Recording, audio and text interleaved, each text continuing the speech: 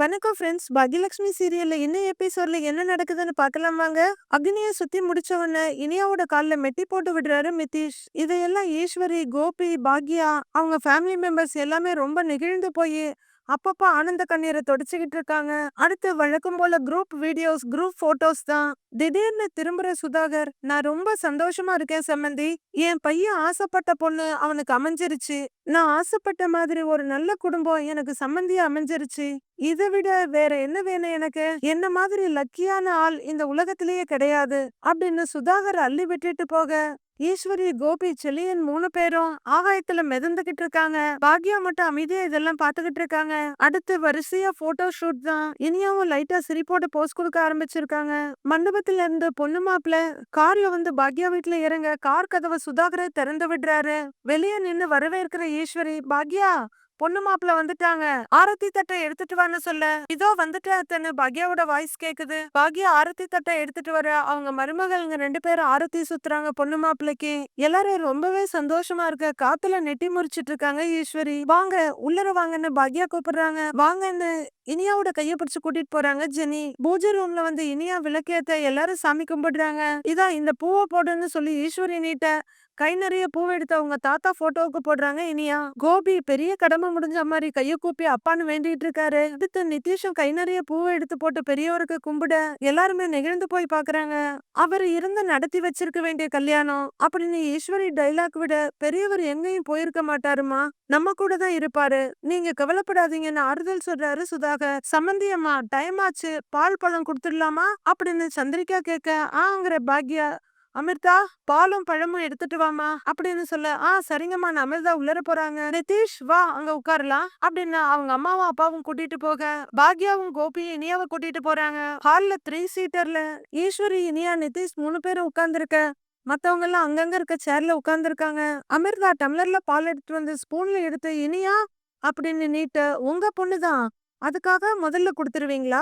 முதல்ல பையனுக்கு தான் கொடுக்கணும் அப்படின்னு பக்கத்துல உட்கார்ந்துருக்க சந்திரிகா சொல்ல, அமிர்தா திகச்சு சமாளிச்சுட்டு, இந்தாங்க அப்படின்னு நீட்டுறாங்க நிதிஷ்க்கு. இல்ல இல்ல இனியாவுக்கே கொடுங்க அப்படின்னு நிதிஷ் சொல்ல, அடேங்கப்பாங்கிற மாதிரி பாக்குறாங்க ஈஸ்வரி. பாருங்களேன் இவனை அப்படின்னு சந்திரிகா சொல்ல, அதுக்குள்ள ஒய்ஃப் பக்கம் போயிட்டியா அப்படின்னு சுதாகர் கேட்க, அப்பா அப்படின்னு தயக்கமா கூப்பிடுற நிதிஷ், நீங்க இனியாவுக்கே கொடுத்துருங்கிறாரு. சரி இனியா அப்படின்னு அமிர்தா நீட்ட, இனியா அந்த பாலும் பழமும் இருக்க ஸ்பூன்ல இருந்து அப்படியே வாங்கிக்கிறாங்க. அடுத்து நிதிஷ்க்கு கொடுக்க அவரும் வாங்கிக்கிறாரு. இந்த மாப்பிள்ள பொண்ணுக்கும் பொண்ணு மாப்பிள்ளைக்கும் ஊட்டி விடுற சடங்கெல்லாம் கிடையாதான்னு சிரிச்சுட்டே செல்லியன் கேக்குறாரு. ஈஸ்வரி என்ன திடீர்னு கடுப்பான மாதிரி, அதெல்லாம் ஒண்ணும் கிடையாதுங்கிறாங்க. மறுபடியும் ஆளுக்கு ஒரு ஸ்பூன் ஊட்டி விட்டுட்டு அமிர்தா டம்ளர் நிதிஷ் கிட்ட கொடுக்க, கொஞ்சம் குடிச்சிட்டு இனியா கிட்ட கொடுப்பாங்கிறாங்க அவங்க அம்மா. அவரும் குடிச்சிட்டு நீட்ட, குடிமாங்கறாங்க உங்க அம்மா. இனியாவும் வாங்கி குடிக்கிறாங்க. கல்யாணம் நல்லபடியா நடந்துச்சுல்ல, அதுல உங்களுக்கும் திருப்தி தானேன்னு ஈஸ்வரி கேக்குறாங்க. எல்லாமே ரொம்ப ரொம்ப நல்லபடியா நடந்துச்சு, எங்களுக்கு ரொம்ப திருப்தியா இருக்குமா அப்படின்னு சுதாகர் சொல்ல, வந்திருந்த எல்லாருமே சாப்பாட்டை பத்தி பெருமையா பேசினாங்க. ரொம்ப நல்லா ஏற்பாடு பண்ணிருந்தீங்க சம்மந்தி அம்மா அப்படின்னு சந்திரிகாவும் சொல்ல, பாக்யா தேங்க்ஸ்ன்ற மாதிரி தலையசைக்கிறாங்க. நீங்க 2 பேரும் ரொம்ப டயர்டா இருப்பீங்க, கொஞ்ச நேரம் போய் ரெஸ்ட் எடுக்கிறீங்களாங்கிற ஈஸ்வரி, ஜெனி 2 பேரையும் மாடிக்கு கூட்டிட்டு போ அப்படின்னு சொல்ல, பாட்டிங்கிற ஜெனி, வா அப்படிங்கன்னு இனியாவை பார்த்து கூப்பிடுறாங்க. ரெஸ்ட் எடுக்கிறதுக்கெல்லாம் நேரமே இல்லம்மா, நல்ல நேரம் ஆரம்பிக்க போகுது, நாங்க கிளம்பணும்ல அப்படின்னு சந்திரிகா சொல்ல, எல்லாருக்கும் முகம் கொஞ்சம் வருத்தமாயிடுது.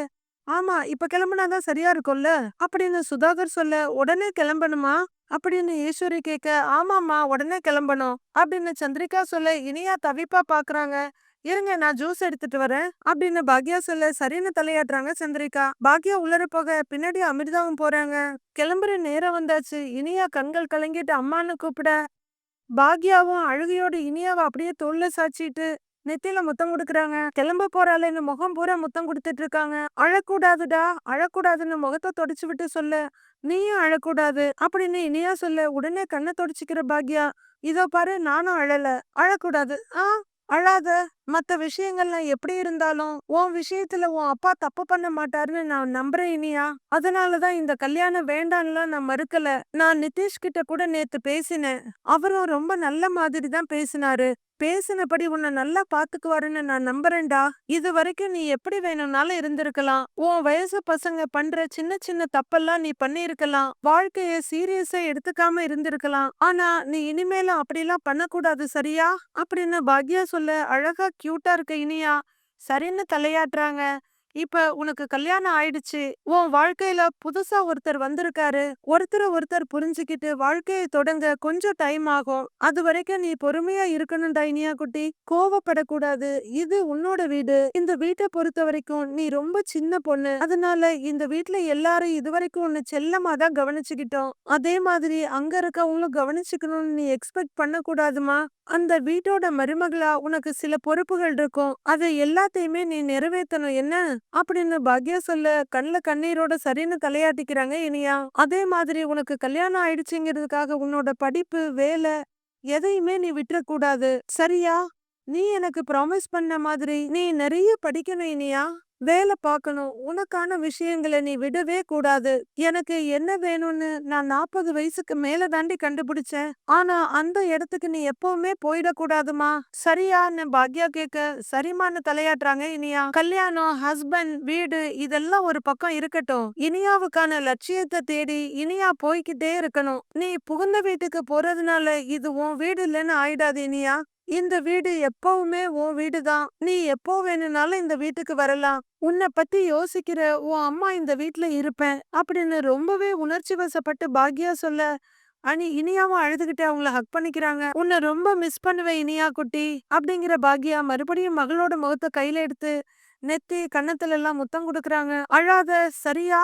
அப்படின்னு பாக்யா கேட்டுட்டு இருக்க ரொம்பவே ஹேண்ட்ஸமா ஆனா முகத்துல வருத்தத்தோட உள்ளர வர்ற கோபி ப்ளீஸ்னு சொல்ல பாக்யா கண்ணை தொடச்சுக்கிறாங்க. பாக்யா அந்த ரூமை விட்டு வெளியே போக இனியா சின்ன தேம்பலோட அப்பாவை பாக்குறாங்க. இனியாவோட முகத்தை கையில எடுத்துக்கிற கோபி இனியாம்மா அம்மா ரொம்ப ஃபீல் பண்ணாலான்னு கேக்குறாரு. இனியா தலையாட்டுறாங்க. எல்லா பொண்ணோட வாழ்க்கையிலயும் இது சாதாரணமா நடக்கதானே செய்யும். நாம வேற என்ன பண்ண முடியும்? டேய் ப்ளீஸ் அழாத அப்படின்னு மகளோட கண்ணீரை தொடச்சு விட்டு தோல்ல சாச்சிக்கிறாரு கோபி. கோபிய அழுகையை அடக்கிக்கிட்டு என் பொண்ணுக்கு கல்யாணம் என்னால நம்பவே முடியல.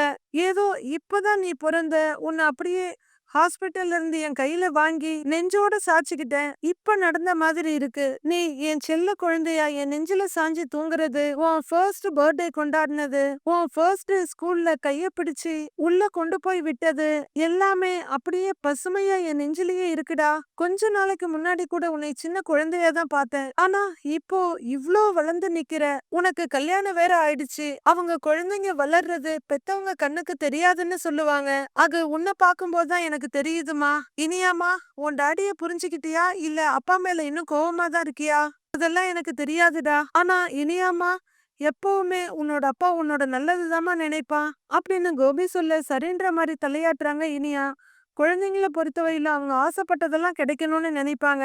ஆனா குழந்தைங்களுக்கு அவங்களுக்கு சரியானது மட்டும்தான் கிடைக்கணும்னு நாங்க பெத்தவங்க ஆசைப்படுவோம். அந்த முரண்பாடு தான் நமக்குள்ள கொஞ்ச நாளா நடந்துகிட்டு இருந்தது.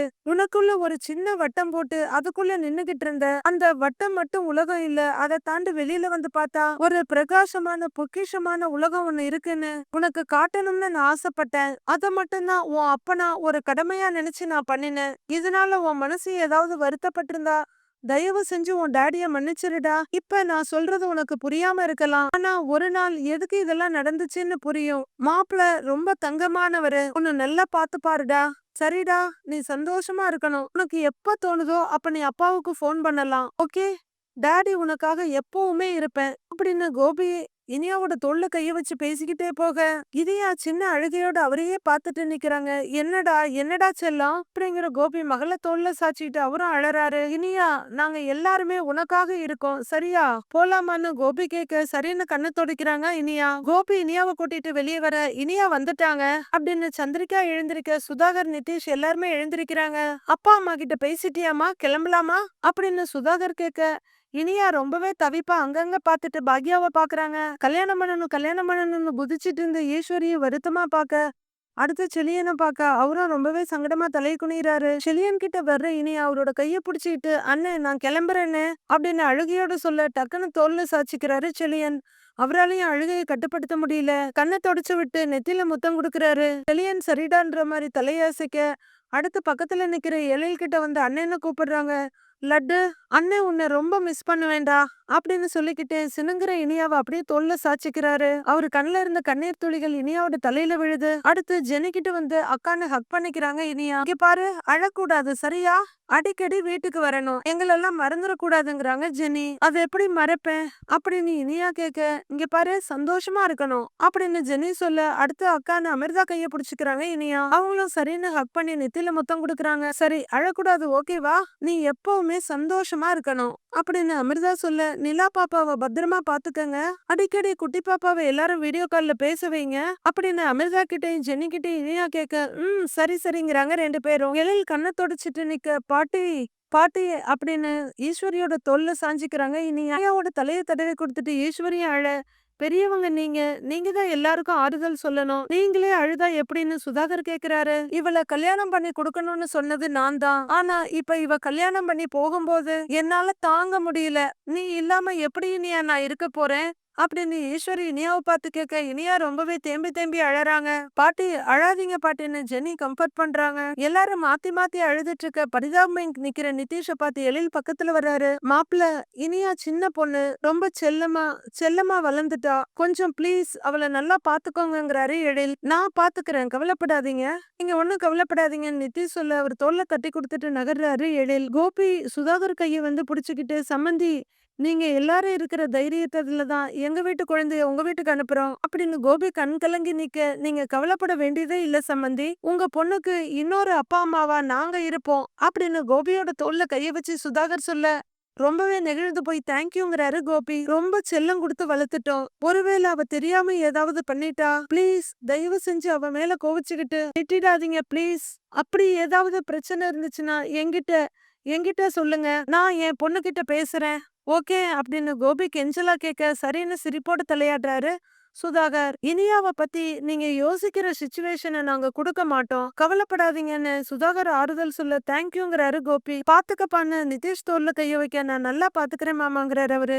பாட்டிக்கிட்ட இருந்து இனியா மெதுவா நகர்ந்து வர கோபி கிட்ட வந்து நிக்கிறாங்க. தோல்ல சாச்சிட்டு நெத்தில முத்தம் கொடுத்துட்டு, போயிட்டு வாமா என்ன அப்படின்னு கோபி சொல்ல, இனியா மறுபடியும் அழுகையோட எல்லாரையும் பாக்குறாங்க. அவங்க அம்மா கிட்ட வர அவங்க இனியாவோட கையை எடுத்து முத்தம் கொடுத்துட்டு இருக்காங்க. அடுத்து கோபி பக்கம் திரும்ப அவரு இன்னொரு கையை எடுத்து கையில வச்சுக்கிறாரு. வேகமா கண்ணை தொடச்சிக்கிற ஈஸ்வரி, இங்க பாருங்க, கிளம்புற நேரத்துல யாரும் அழுதுகிட்டு இருக்க வேண்டாம், இனியாவ சந்தோஷமா அனுப்பி வைக்கலாம் அப்படிங்கிற ஈஸ்வரி, டேய் கண்ணை தொடடாங்கிறாங்க கோபி கிட்ட. அம்மா சொல்ல தட்டாத புள்ள கோபியும் உடனே கண்ணை தொடச்சுக்க, ஈஸ்வரியும் கண்ணை தொடச்சிக்கிறாங்க. கிளம்பலாமான்னு சுதாகர் கேட்க, மறுபடியும் தவிப்பா பாக்குறாங்க இனியா. மாப்பிள்ள வாங்க அப்படின்னு கூப்பிட கோபி நிதிஷ் பக்கத்துல வந்து நிக்கிறாரு. ஆமா கூட யார் போறீங்கன்னு ஈஸ்வரி கேட்க, நானும் செடியனும் போறோம் பாட்டி அப்படின்னு ஜெனி சொல்ல, சரி சரி கிளம்புங்கிறாங்க ஈஸ்வரி. எல்லாரும் வெளியே வர்றாங்க. கார் கிட்ட நின்ற இனியா மறுபடியும் அவங்க அம்மாவை திரும்பி பாக்க முகத்தை தடவி கொடுக்குறாங்க. டேடின்னு கூப்பிட கோபி மறுபடியும் பொண்ணை ஹக் பண்ணி தோல்ல சாச்சிக்கிட்டு நெத்தில ஒரு முத்தம் கொடுத்து, டேடிக்கு அடிக்கடி போன் பண்ணு சரியா அப்படின்னு கேட்க, சரி டேடின்னு தலையாட்டுறாங்க இனியா. இப்போ கோபி பின் சீட்டு கதவை திறந்து விட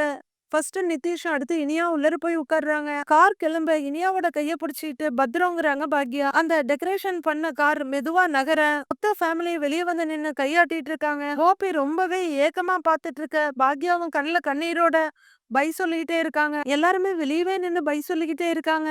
அடுத்தது பொண்ணு மாப்பிள்ள நிதிஷோட ஃபேமிலி, செழியன் ஜெனி எல்லாரும் வந்து வாசல்ல நிக்கிறாங்க. தந்திரிகா சீக்கிரம் வா, பசங்க வெளியில நிக்கிறாங்க அப்படின்னு சுதாகர் சொல்ல, வரேன் வந்துட்டேங்கன்னு ஆரத்தி தட்டோட வர்றாங்க சந்திரிகா. உமா இதை ஏத்துமா அப்படின்னு சொல்ல, ஒரு கேர்ள் வந்து கற்பூரத்தை ஏத்துறாங்க. சந்திரிகா அவங்களுக்கு ஆரத்தி சுத்த நிதிஷ் சந்தோஷமாவும் இனியா பரிதவிப்பாம பாத்துட்டு இருக்காங்க. ஆரத்தி எடுத்து முடிச்சு அவங்க ரெண்டு பேருக்கு நெத்தியில பொட்டு வச்சுட்டு, இதுதாம்மா நீ வாழ போற வீடு, இது உன்னோட வீடு, வலது காலை எடுத்து வச்சு உள்ள வா வா அப்படின்னு சந்திரிகாவை இனியாவோட கைய பிடிச்சு கூட்டிட்டு போறாங்க.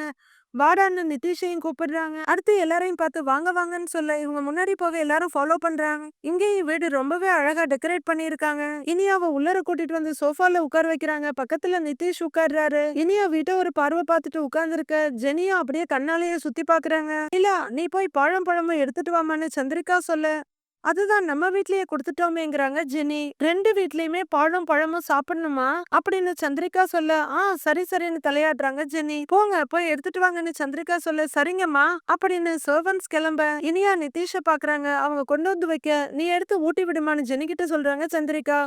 அப்படின்னு எழுந்திருக்கிற ஜெனி டம்ளர் கையில எடுத்து ஸ்பூன்ல எடுத்து இனியாவுக்கு ஊட்டி விடுறாங்க. அடுத்து நிதிஷ்க்கும் ஊட்டி விடுறாங்க. அடுத்து பால் டம்ளர் இனியா கிட்ட குடுக்க அவங்க கொஞ்சம் குடிச்சிட்டு நிதிஷ் கிட்ட குடுக்குறாங்க. அடுத்து நிதிஷும் குடிச்சு முடிச்சுட்டு அதை டீப்பாய் மேல வைக்க செலியன் இதெல்லாம் ரொம்பவே சந்தோஷமா பாத்துட்டு இருக்காரு. அக்கா, வீட்டுக்கு வந்த மருமகளை விளக்கேத்த சொல்லுங்க அப்படின்னு ஒரு சொந்தக்காரங்க சொல்ல, வாங்க சாமி கும்பிடலான்னு கூப்பிடுறாங்க சந்திரிகா. விளக்கேத்தமான சந்திரிகா சொல்ல இனியா தீபம் ஏத்துறாங்க. எல்லாரும் ரொம்பவே பயபக்தியோட சாமி கும்பிடுறாங்க. மீதி என்ன நடக்குதுன்னு நாளைக்கு பார்க்கலாம் ஃப்ரெண்ட்ஸ். நாளைய ப்ரோமோவுல பாக்யா ரெஸ்டாரண்ட்ல ஒரு சேர்ல உட்கார்ந்துருக்க அவங்க முன்னாடி ஏதோ ஃபுட் ஐட்டத்தை வைக்கிற மாதிரி ஒரு டாக்குமெண்ட் வைக்கிறாரு சுதாகரோட அசிஸ்டன்ட். சுதாகர் அவங்களுக்கு எதிரில உட்கார்ந்துருக்காரு. டாக்குமெண்ட் எடுத்து பாக்குற பாக்யாவுக்கு உலகமே சுத்துது. இது தப்பா இருக்கே சார், பாருங்கன்னு எழுந்து வந்த டாக்குமெண்ட் அவர்கிட்ட நீட்ட அவரும் எழுந்து நிக்கிறாரு. நான் உங்ககிட்ட ஆர்கியூமெண்ட் பண்ணலாம் வரல, நீங்க இந்த ஈஸ்வரி ரெஸ்டாரண்ட்ட உங்க பொண்ணுக்கு கிஃப்டா கொடுத்துட்டீங்க அப்படின்னு சுதாகர் சொல்ல நோ அப்படின்னு கத்துறாங்க பாக்யா. இந்த ரெஸ்டாரண்ட் எஸ்எல்சி குரூப்புக்கு கீழே தான் ஃபங்க்ஷன் ஆக போகுது. இந்த ரெஸ்டாரண்ட்டுக்கும் பாக்யலட்சுமியான உங்களுக்கும் இனி எந்த சம்பந்தமும் இல்ல அப்படின்னு சுதாகர் சொல்ல பாக்யாவோட முகத்துல மின்னல் வெட்டுது. ஒரிஜினல் வார் ஸ்டார்ட் ஆக போகுது. என்ன நடக்க போகுதுன்னு பொறுத்திருந்து பார்க்கலாம் ஃப்ரெண்ட்ஸ்.